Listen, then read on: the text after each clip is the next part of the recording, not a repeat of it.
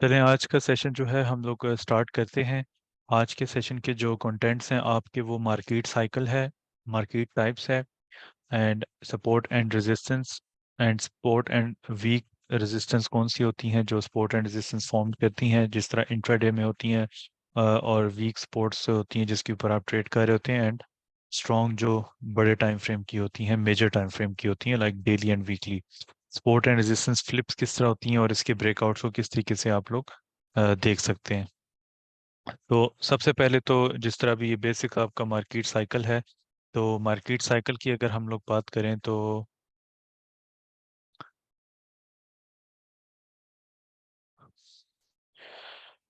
One of the strategies is to buy after the price move away from the resistance level. ठीक है, and breakout. ठीक है ना, buy and sell on breakout, this is Wyckoff market theory.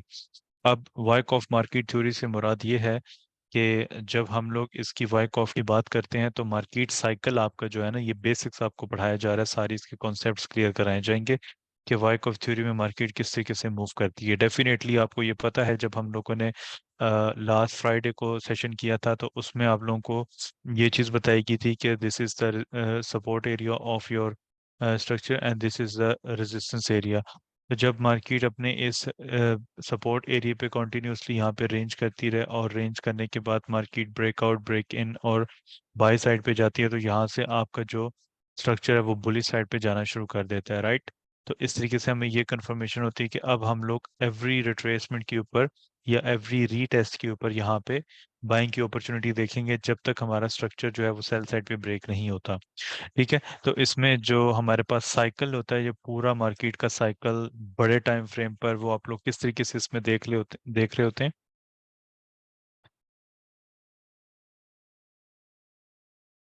अच्छा, वो आप लोग chat करें। तो इस पे मार्केट में जब इस प्रोसेस को जो नीचे बॉटम पे आपका हो रहा होता है, ये आपका एक्यूमुलेशन फेजेस होता है। ये एक्यूमुलेशन से मुराद के ये जो टर्म्स होती है ये हम लोग इसमें यूज कर रहे होते हैं इन forex market, accumulation and re accumulation. इसका मतलब ये होता है कि प्राइसेस जो हैं वो डाउन डाउन साइड पर हैं, अपनी बहुत ही लो पर हैं, और जो है स्मार्ट मनी होती है आपकी, जिस तरीके से हम लोगों ने पढ़ा था कि आपके जो बड़े बड़े इंस्टीट्यूशंस होते हैं, आपके बैंक्स होते हैं, तो वो इसको यहाँ से क्या करेंगे, उसकी बाइंग उठाएंगे। अब बाइंग का बेसिक्स कॉन्सेप्ट जो यहाँ पे आपको सिंपल पिक्चर्स नजर आ रही होंगी, तो इस पिक्चर्स में मुराद ये होता है कि जैसे ही प्राइस अपने इस एक्यूमुलेशन का रेंज का जो साइड वे मार्केट होती है उसका ब्रेकआउट करती हैं, ब्रेकआउट करने के बाद मार्केट दोबारा यहाँ पे टेस्ट देने के लिए आती हैं। अब ये पिक्चर्स में जो है यहाँ पे आपको टेस्ट नहीं है, लेकिन जैसे ही मार्केट ने ब्रेकआउट किया, ब्रेकआउट करने के बाद दोबारा यहाँ पे उसने रेंज किया, रेंज करने के बाद फिर मार्केट दोबारा से बाय साइड पे चलेगी। तो ये पूरा इसका एक साइकिल कंप्लीट हो रहा होता है। ठीक है, अगर आप अपने चार्ट्स के ऊपर देखेंगे तो आपको जगह जगह पे मार्केट जो है वो इस तरीके से रेंज करती हुई नजर आ रही होती है। और अगर आप वन वन मिनट के टाइम फ्रेम या 5 मिनट पे जाके देखें, आपको यहाँ पे इस तरह different different different steps portions के ऊपर मार्केट इस तरीके से स्टेप बाय स्टेप बाइंग करती हुई और सेलिंग करती हुई जा रही होती है। और उसके बाद जैसे ही फिर मार्केट सेल आना शुरू होती है, वहां पे भी आपको इस तरह डिफरेंट रेंज नजर आ रही होती है। फिर मार्केट सेल आती है, फिर आपको यहाँ पे डिफरेंट रेंज नजर आती है, फिर मार्केट सेल आती है, एंड सो ऑन, आपको डाउन साइड पे सारी रेंज नजर आ रही होती है। तो इसका क्या मतलब होता है कि ये पूरा का पूरा मार्केट एक अपना साइकिल कंप्लीट कर रही है, राइट। मार्केट इसको इसको कंप्लीट इस थ्योरी को बोलते हैं, ये मार्केट साइकिल है। ये मार्केट इस तरीके से अपना साइकिल जो है वो ओवरऑल पूरा का पूरा साइकिल आपका कंप्लीट करती है। अब आप कहेंगे कि सर ये जो है ये कौन से टाइम फ्रेम पर हमें ये एक्यूमुलेशन और डिस्ट्रीब्यूशन और मार्कअप और मार्कडाउन फेज देखना चाहिए। जितने आप बड़े टाइम फ्रेम को फॉलो करेंगे, बड़ा टाइम फ्रेम मींस के अगर आप डेली के टाइम फ्रेम को फॉलो करेंगे तो उसमें जो आपके पिप्स काउंट होंगे वो बहुत ज्यादा होंगे। ठीक है,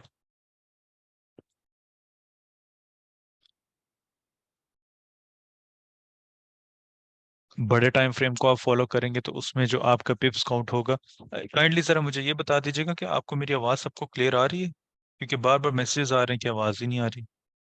तो प्लीज़।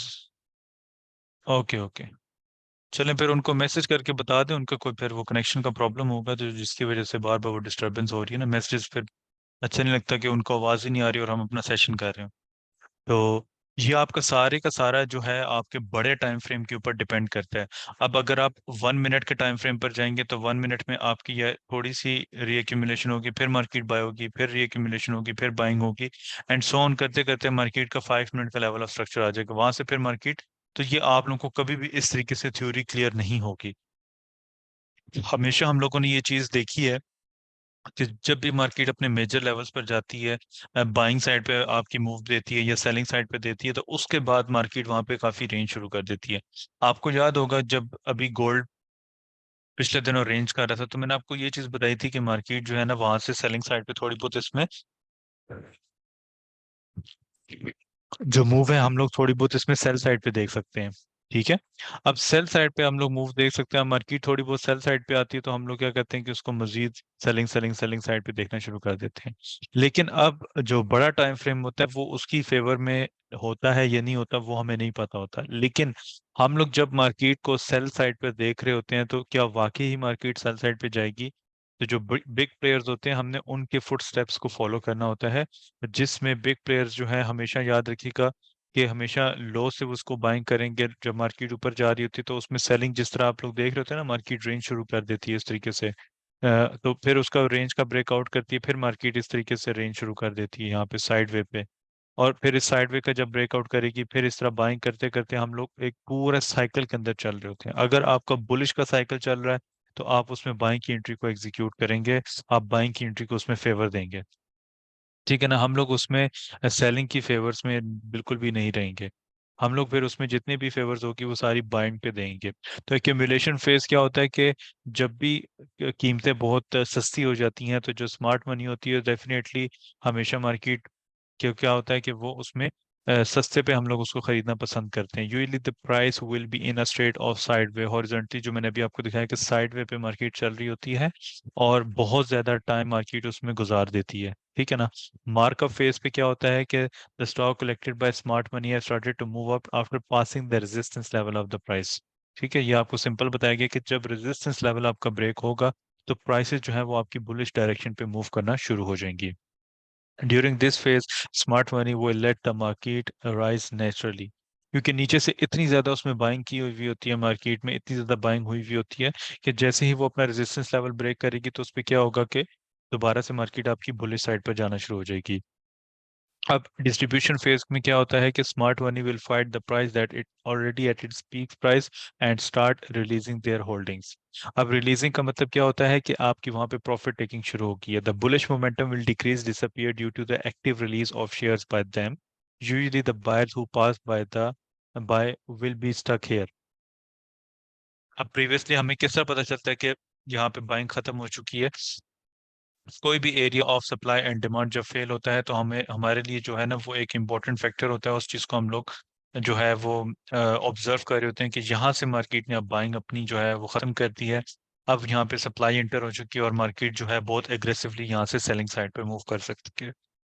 तो इस पे फिर हम लोगों ने क्या करना होगा कि डिस्ट्रीब्यूशन फेज के अंदर जिस तरह एक्यूमुलेशन हो रहा है तो हम लोग सबसे पहले क्या करते हैं कि उस रेंज के ब्रेकआउट का वेट करना होता है, और रेंज के जब ब्रेकआउट के बाद मार्केट दोबारा अपने उसी लेवल का टेस्ट करने के लिए आती है, रीटेस्ट करने के लिए, तो आपको एक बहुत ज़बरदस्त किस्म की सेलिंग अपॉर्चुनिटी वहां पे मिल जाती है। जिस तरह मार्कडाउन फेज के अंदर one smart one S M gives up all their shares holding, the share price will start fall down due to more interest in buying shares on a large scale। तो market में क्या होगा, आपकी selling start शुरू हो जाएगी। Smart money will wait for price to fall at what they consider low low to regroup. अब regroup का मतलब ये है कि दोबारा से वहां पे आपकी बाइंग प्रेशर बनना शुरू, the collection process will take a longer time. अब मार्केट जब आपकी डाउन साइड पे गिर जाएगी तो डेफिनेटली वहां पे आपकी रीडिस्ट्रीब्यूशन शुरू हो जाएगी, जिस तरह आपकी रीअक्यूमुलेशन थी और मार्क अप था और उसके बाद मार्क डाउन जब फेज आपका शुरू होता है। Using this theory, the volume bar indicator is very important to confirm the price movement because it is closely related to demand and supply। अब आपको डिमांड एंड सप्लाई जब मैं पढ़ाऊंगा तो उसके ऊपर आप लोगों को ये सारी चीजें समझ में आ जाएंगी कि किस तरीके से मार्केट जो है वहाँ पे कलेक्टिवली वहाँ पे जो है स्टॉप लॉस जो है जिसको आप लोग कहते हैं कि एसएल हंटिंग होगी, मार्केट ने एसएल हंटिंग की और उसके बाद मार्केट बुलिश साइड पे चलेगी, हालांकि आपकी डायरेक्शन बिल्कुल ठीक होती है। जहां से मार्केट ने मूव लिया होता है बुलिश साइड पे, उसी साइड पे मार्केट आती है दोबारा से बुलिश साइड पे मूव आपको दिखाती भी है, लेकिन उस पे नुकसान क्या होता है कि मार्केट आपका एसएल हंटिंग कर देती है और उसके बाद आप ही की डायरेक्शन पे मूव करना शुरू कर देती है।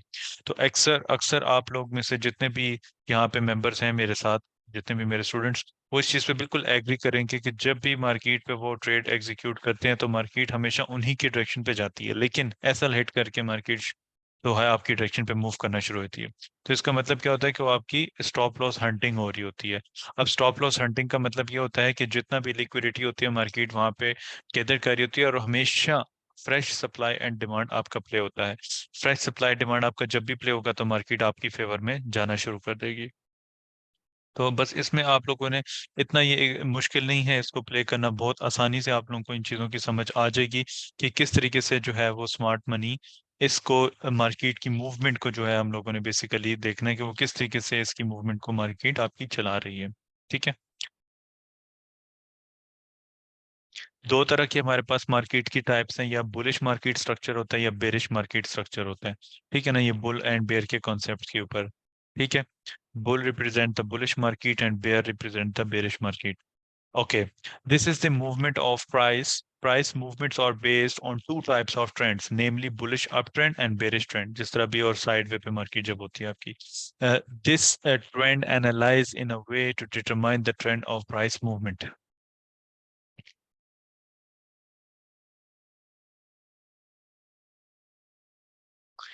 अच्छा, अभी मैं इसकी एग्जांपल्स आपको, एक सेकंड रुकिएगा, मैं आपको चार्ट में शेयर कर देता हूँ।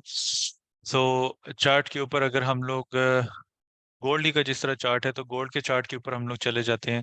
तो यहाँ पे आप लोग देखें ना कि अगर आपका ट्रेंड जो है वो बुलिश साइड पर है, तो मार्केट यहाँ पे आपको नीचे क्या चीज नजर आ रही है, एक रेंज नजर आ रही है, राइट। आपको यहाँ पे एक रेंज नजर आ रही है, उसके बाद ये आपको छोटी सी रेंज नजर आ रही है। देन इस रेंज का ब्रेकआउट होता है, फिर मार्केट यहाँ पे आपकी साइड वे पे चली जाती है, राइट।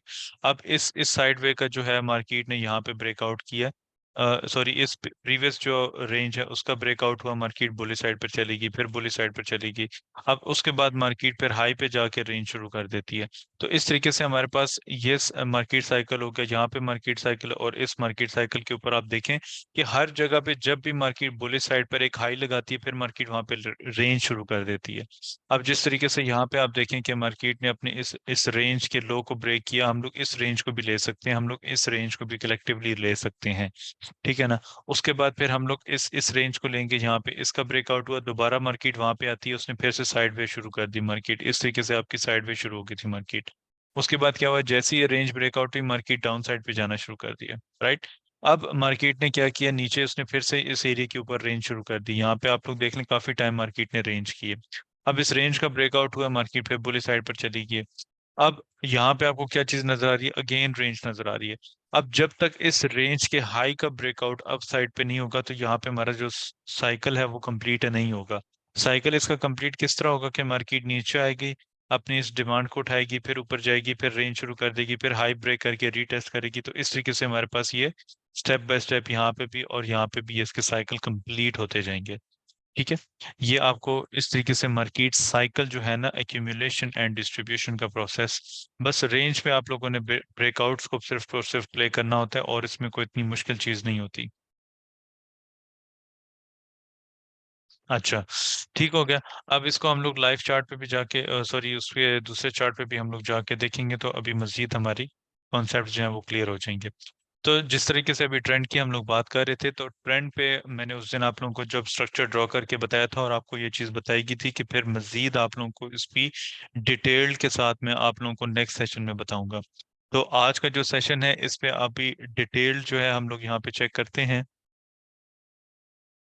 ठीक है। डिटेल्ड इसमें हम लोग ये चीज़ चेक करते हैं कि यहाँ पे आपको मार्केट स्ट्रक्चर का मैंने ये चीज़ बताई थी कि जब भी मार्केट लो बनाएगी तो हमारे पास टू कैंडल रिट्रेसमेंट जो है that is the most important one. ठीक है, इसको मैं ब्लैक कर देता हूँ ताकि आप सबको ये चीज़ क्लियर नजर आ जाए। तो मार्केट जैसे ही यहाँ पे लो बनाएगी, रिट्रेसमेंट देने के बाद लोअर लो फॉर्म करेगी, अपने इस स्ट्रक्चर लेवल का जो लास्ट कैंडल होती है ना, हमेशा आपने उसको एज ए जोन मार्क करना है, ये मैंने आपको लास्ट टाइम भी बताया था। उसके बाद मार्केट ने लोअर लो फॉर्म कर दिया, राइट। लोअर लो, और ये आपका प्रीवियस स्ट्रक्चर लेवल हो गया यहाँ पे। ठीक हो गया।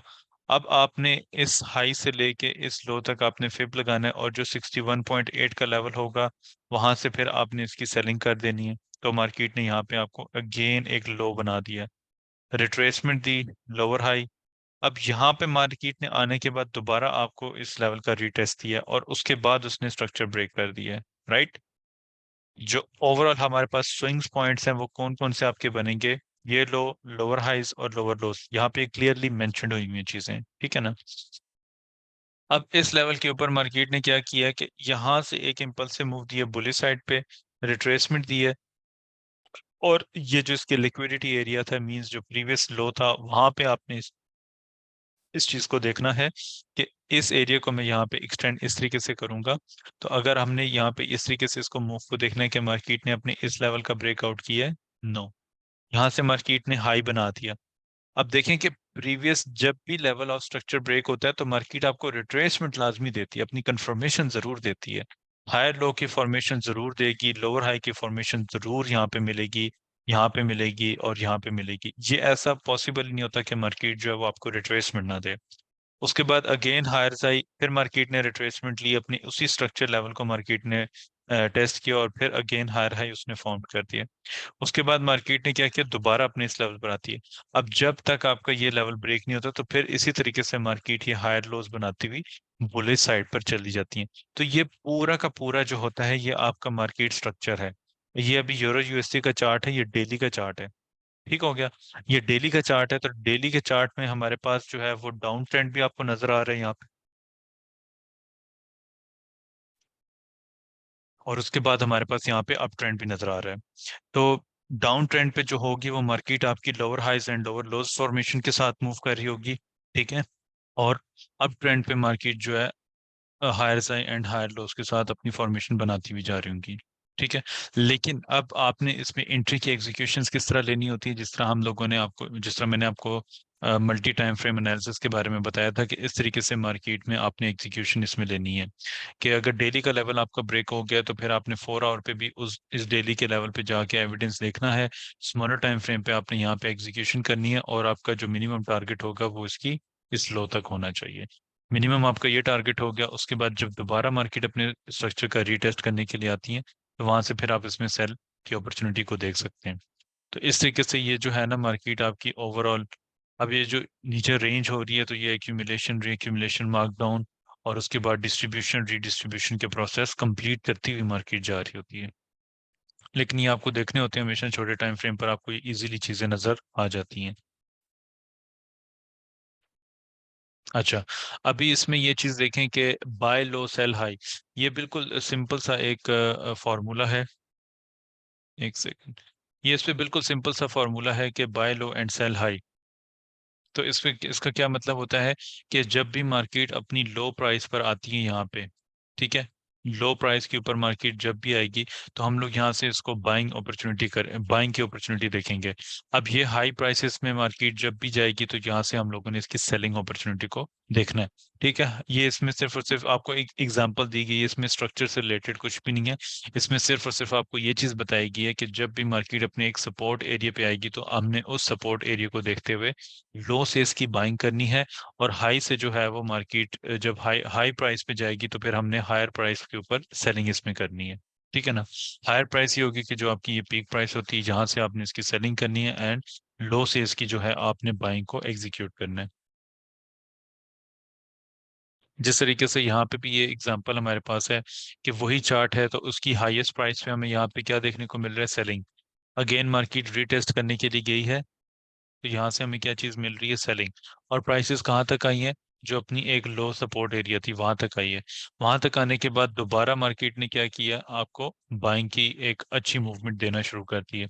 अब इसने बाइंग की क्यों मूवमेंट अच्छी दी है, इस पे अगर आप देखें कि ये आपका एक लेवल ऑफ रेजिस्टेंस है और ये लेवल ऑफ सपोर्ट है, ये सिंपल। अब यहाँ पे आप देखें कि इसने क्या, प्राइस ने किया, यहाँ पे रेंज किया, रेंज करने के बाद मार्केट बुलिश साइड पर जाती है। मार्केट ने अपनी रिट्रेसमेंट दी, ये इतनी लॉस क्रिएट कर दी है, लॉस, ये जो मैंने अभी आपको ये चीज एक्यूमुलेशन और डिस्ट्रीब्यूशन की बताई है। यहाँ से फिर मार्केट ने अपनी हाई को रीटेस्ट किया, ठीक है।